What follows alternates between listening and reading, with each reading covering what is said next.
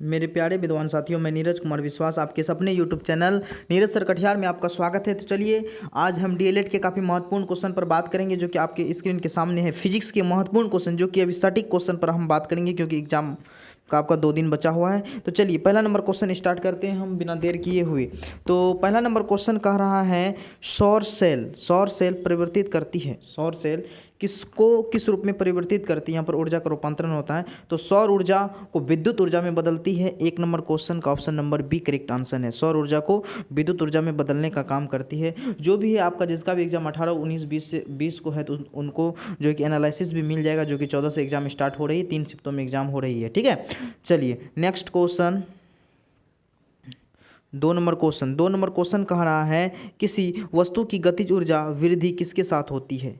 किसी वस्तु की गतिज ऊर्जा में वृद्धि, देखिए गतिज ऊर्जा का सूत्र होता है के ई बराबर हाफ एम वी स्क्वायर। क्या होता है? हाफ एम वी स्क्वायर होता है। ठीक है, अब यहाँ पर देखिए ये गतिज ऊर्जा तभी होगा जब वेग को हम बढ़ा देंगे। जितना वेग बढ़ेगा उतना गतिज ऊर्जा बढ़ेगा। ठीक है, तो इसीलिए जो है गतिज ऊर्जा में वृद्धि तब होगा जब वेग में परिवर्तन होगा, वेग बढ़ेगा। ठीक है, तो option number B correct answer है यहाँ पर। वेग का मात्रक मीटर पर सेकेंड होता है, गतिज ऊर्जा का मात्रक क्या होता है? जूल होता है।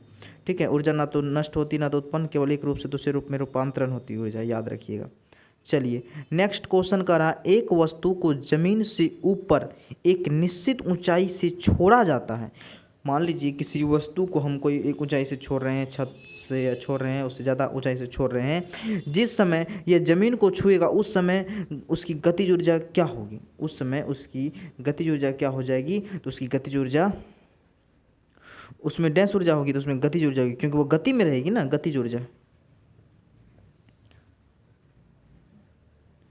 4 नंबर क्वेश्चन कह रहा है कि जल के आयतन में क्या परिवर्तन होगा यदि तापमान 9 डिग्री सेल्सियस से गिराकर 3 डिग्री सेल्सियस हो जाएगा? तो पहले आयतन क्या हो जाएगा? घटेगा, और बाद में आयतन क्या हो जाएगा? बढ़ेगा। पहले आयतन घटेगा, बाद में बढ़ेगा।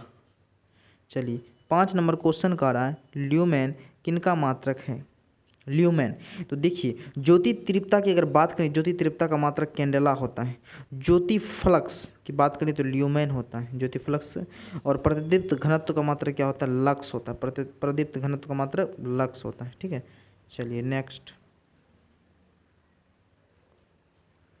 16 नंबर क्वेश्चन करा किसी कालीन की सफाई के लिए यदि उसे छड़ी से पीटा जाए तो उसमें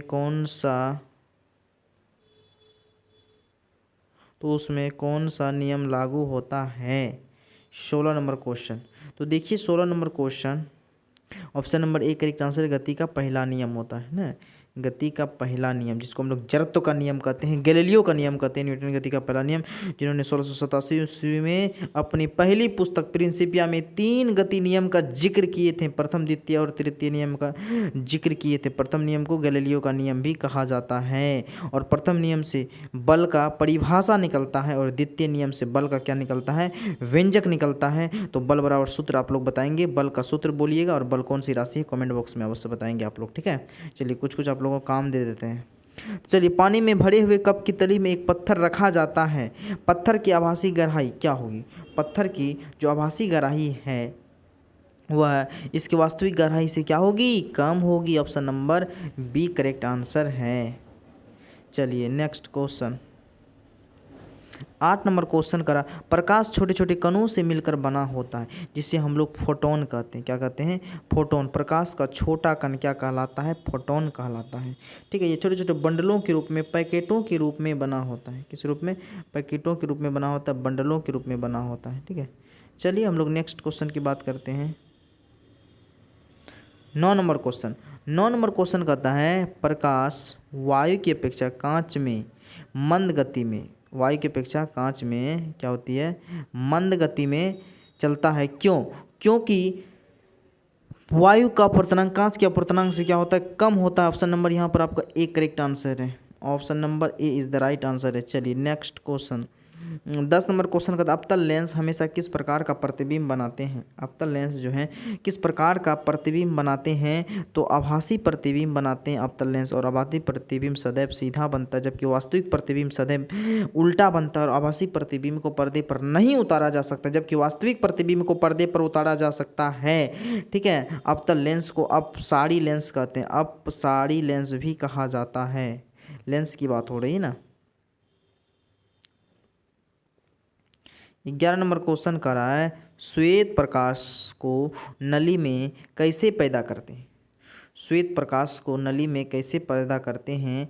11 नंबर क्वेश्चन का option number B correct answer है, तंतु को गर्म करके। तंतु को क्या करते हैं हम लोग? गर्म कर देते हैं। ठीक है, option number B is the right answer है। चलिए नेक्स्ट क्वेश्चन 12 नंबर क्वेश्चन कहता है प्रकाश की गति किसके बीच से जाते हुए न्यूनतम होती है?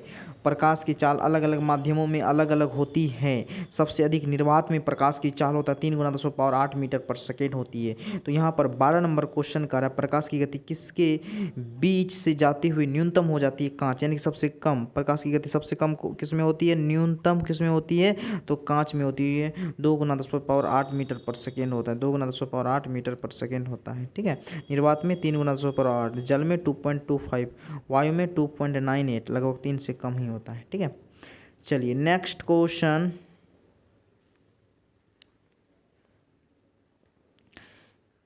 कहता है बर्फ पानी में तैरती है परंतु अल्कोहल में डूब जाती है। पानी में तैरती है किंतु अल्कोहल में डूब जाती है। तो यहाँ पर है, ठीक है, तो यहाँ पर 12 नंबर क्वेश्चन का आंसर क्या हो जाएगा आपका? तो बर्फ पानी से हल्की होती है तथा अल्कोहल से भारी। ऑप्शन नंबर यहाँ पर आपका D is the correct answer है। चलिए नेक्स्ट क्वेश्चन स्टील की गोली, स्टील की गोली पारे में तैरती है क्योंकि स्टील की गोली पारे में तैरती है क्यों?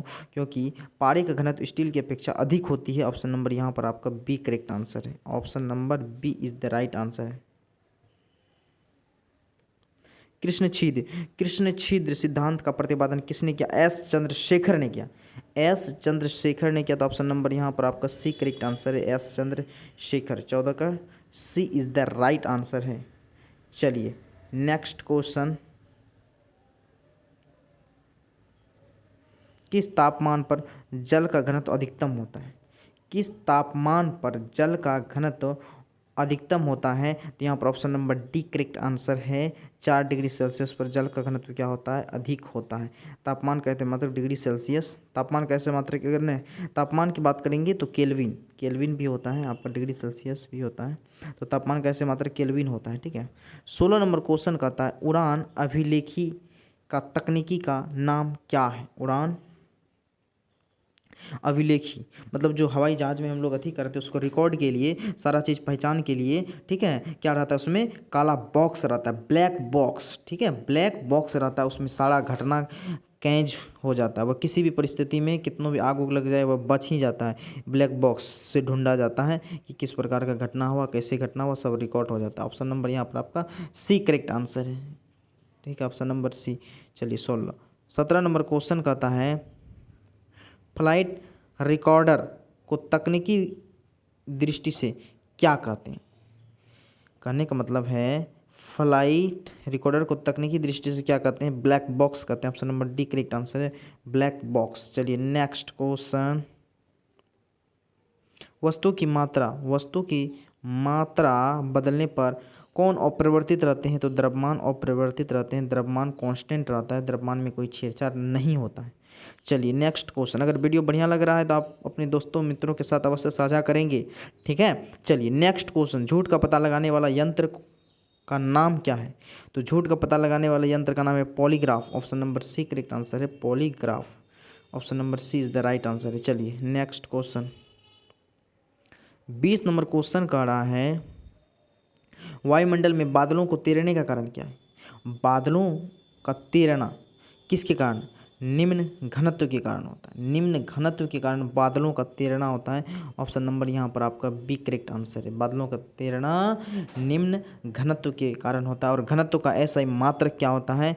घनत्व का एसआई मात्रक आप लोग कमेंट बॉक्स में अवश्य जवाब दें।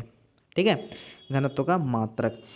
चलिए, तो उम्मीद कर रहे हैं आप लोगों को वीडियो बढ़िया लगा होगा। तो अगर अपने मित्रों दोस्तों के साथ अवश्य शेयर करेंगे अगर बढ़िया लगा होगा तो, ठीक है। तो आप लोगों का उम्मीद है कि एग्ज़ाम 14 तारीख से स्टार्ट हैं, ठीक है। जिनका भी फर्स्ट जो भी पहला दूसरा तीसरा शिफ्ट में जो भी होगा 14 तारीख को, तो आप लोग एनालिसिस देखने के लिए इस चैनल को अभी सब्सक्राइब कर लेंगे, ठीक है। और जिनका लेट से है 17-18 का है उनको काफ़ी फ़ायदा मिलेगा, ठीक है। तो चलिए यहीं पर स्टॉप कर देते हैं। धन्यवाद मेरे सभी विद्वान साथी।